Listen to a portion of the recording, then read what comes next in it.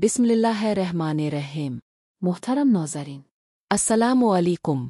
हमारे channel SZ YouTube में खुश आमदीद। सबसे पहले हमारे चैनल को सब्सक्राइब कर ले और घंटी के निशान को प्रेस कर दे ताकि आपको आने वाली हर नई वीडियो का नोटिफिकेशन मिल सके। एक गांव था जो पहाड़ों के दामन में बसा हुआ था।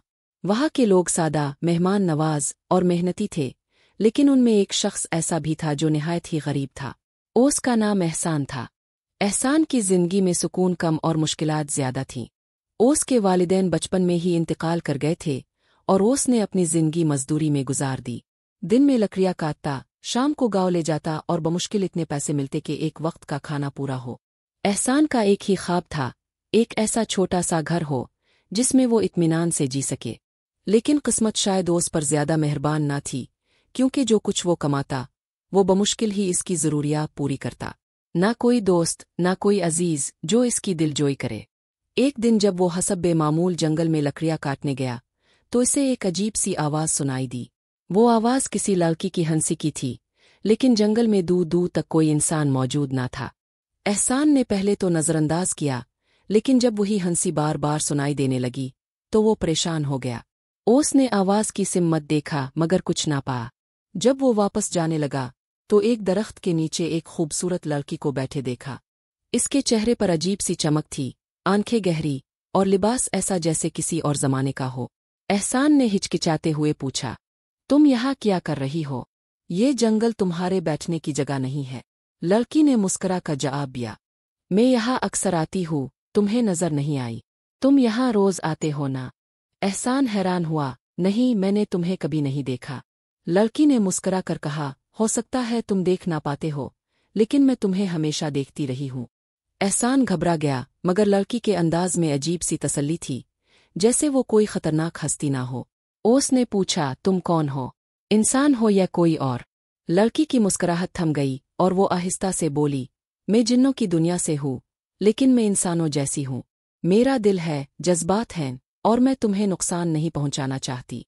एहसान के पैरों तले जमीन निकल गई, मगर दिल में एक अजब सुकून सा महसूस हुआ। इसने सोचा, शायद मैं ख्वाब देख रहा हूँ, या शायद मेरी थकन ने मुझे ये मंजर दिखाया है। मगर वो मंजर सच था। अगले कई दिनों तक वो लड़की, जिसका नाम नौरीन था, जंगल में एहसान का इंतजार करती। एहसान की जिंदगी में अजीब सी बहार आ गई।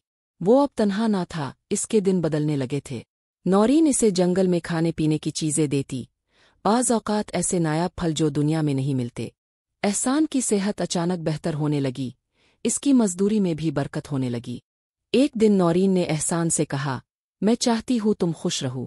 तुमने जिंदगी में बहुत दुख झेले हैं, मैं तुम्हें उन सब दुखों से निकालना चाहती हूँ। एहसान ने पूछा, कैसे? नौरीन ने कहा, अगर तुम चाहो तो मैं तुम्हें अपने साथ अपनी दुनिया में ले जा सकती हूँ। वहाँ कोई गरीबी नहीं, कोई भूख नहीं, कोई तन्हाई नहीं, लेकिन एक शर्त है। एहसान ने पूछा, क्या शर्त है? नौरीन ने संजीदगी से कहा, अगर तुम मेरी दुनिया में आ गए तो वापस नहीं जा सकोगे। तुम्हें अपना सब कुछ छोड़ना होगा, ये दुनिया, ये गांव, ये जंगल, सब कुछ। एहसान चुप हो गया।